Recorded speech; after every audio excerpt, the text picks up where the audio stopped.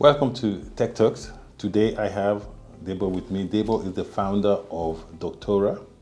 Doctoora is a platform that connects healthcare professionals with quality healthcare facilities in Nigeria. Debo, welcome to Tech Talks. Thank you for coming on the show. Thanks for the invite. So, how did Doctoora start? What's the story behind Doctoora? So I moved back to Nigeria in 2011. I had done med school in UAE. That's Sharjah, just outside Dubai. And when I moved back, I think the first thing that hit me was the quality of medical facilities here and how it was really different. And the second thing that hit me here was how the practitioners here don't earn enough to be able to leave that public sector, that sort of rat race, to go set up their own private facilities. And that gap was leading to a decrease in access to care, such that most facilities would actually own the patients, and then the practitioners have to kind of slave under them, quote unquote. I was thinking about ways to reduce that burden, and also looking at the fact that that was the main reason why a lot of practitioners were leaving the country in search of better fortunes. We wanted to create a system where if we set up facilities, how do these professionals come in, use these facilities to see their own clients instead of private practice without setup costs and looking at those overheads that would actually prevent them from thriving.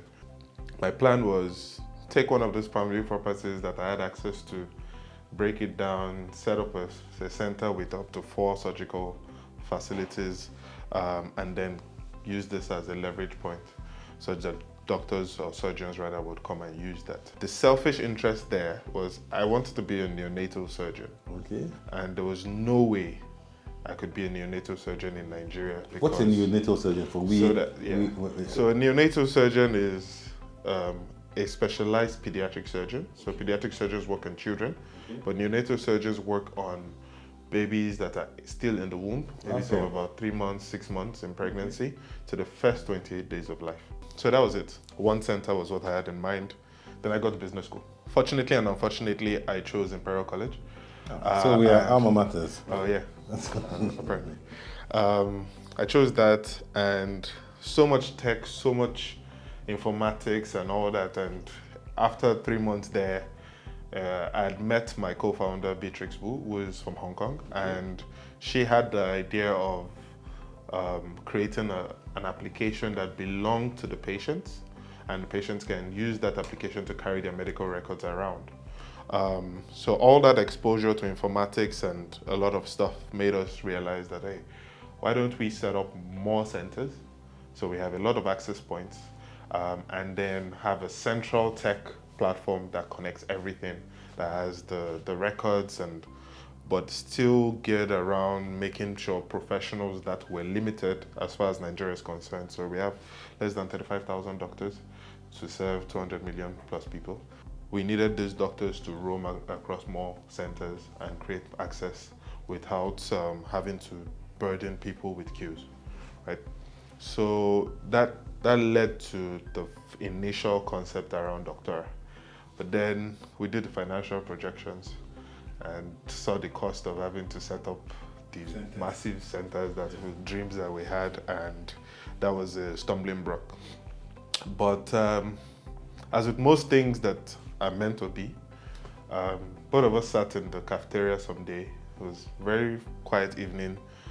We're just discussing as usual, and 2 Asian guys walked up to us. They had created an algorithm to reprice the cost of food in restaurants during off-peak periods, right? They needed business school students, obviously, to help them with the business plan and all that. So we took on the project and helped them with their business plan. But in there, I got exposed to spare capacity and how you could take spare capacity and trade it. So that was a vital component that we added to it. So we went from trying to set up a lot of centers to going to existing centers and saying to them, hey, you have spare capacity. Why don't we take this spare capacity off you, rent it to doctors that need it, and that way you make money, they make money, we also make money. And that's how we got here. Because it requires a a change in mindset for some of the Yes. stakeholders that you are actually addressing as well, even the patients, the doctors, the centers as well. But it's what they really need. So that cultural precedent, that need to change mindset has actually been the most difficult barrier to our growth and adoption. But I think it's reducing now because people are seeing the value. I think also because with Nigeria, people need to see things to believe it. So just saying out of the blue. So with us, we approached about 5 centers. When we wanted to start, everybody said no. So I kind of just spoke to my team. By this time, we were 4 founders now. And they said, so what do we do? And I said, okay, I'm going to speak to my folks and see if I can get some properties and convert them into clinics. So we converted 3, released the pictures, and then people saw it, understood what we're talking about. That's down the facility owners. And within a 6-month period, we went from 3 facilities to 18. And within a year, we went to 30 facilities. Right now, we have 30 facilities onboarded, 88 on our waiting list. So let me just try to paint a scenario. Yes. It means that I could be a professional in the UK. Yes. I have some leave time and I want to actually come back to Nigeria to work. I can log on to Doctoora, Yes. connect to the different healthcare facilities depending on the type of equipment that there is, and meet my patients or meet patients there that require a service that is not available in Nigeria. Exactly. And the added advantage now is what we've done, that you can actually schedule, you can actually pre-announce to the patients that, oh, this is my schedule for March when I'm going to be in Nigeria.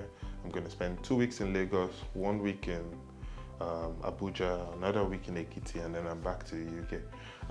So that people could already start to pre-book you, and maybe even in some cases start to consult you with consult video calls. Yes, but I went to your website and really, so if I was looking for, if I had a particular illness, I could put it in there, Yes. Choose my location, and then if the service was available, Yes. it will tell me the address and the location. Exactly. So what we've done is that we've done it by specialty. So I need a gynecologist in Lekki. Search. All the gynecologists in Lekki show up, right? And then what we've done also from the professional's point of view is to give them that sort of flexibility, but also that location-based pricing helps to provide more access and get more people into the net. So last question, so Doctoora, I mean like 30 locations, 250 doctors so far. I don't know how many patients have been treated, but where do you see yourself in the next 2 years? Are you going to raise funding through existing shareholders? Are you going to go IPO? Are you going to do a round? Because clearly a lot of awareness and a lot of infrastructure needs to be put in. Well, it has been really difficult. I think that whole funding landscape is no one really wants to put money into healthcare.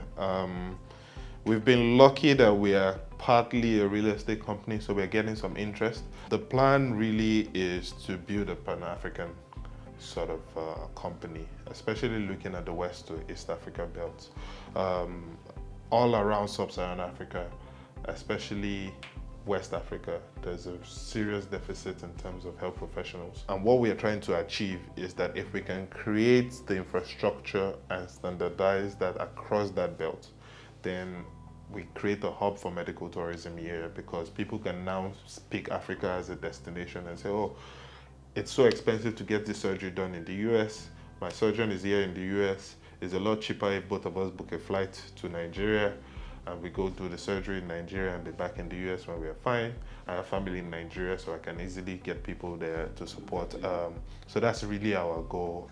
Debo, thank you very much for coming on to Tech Talks. It was a pleasure to have you, and we'll continue the conversation offline. Thank you very much. Thank you.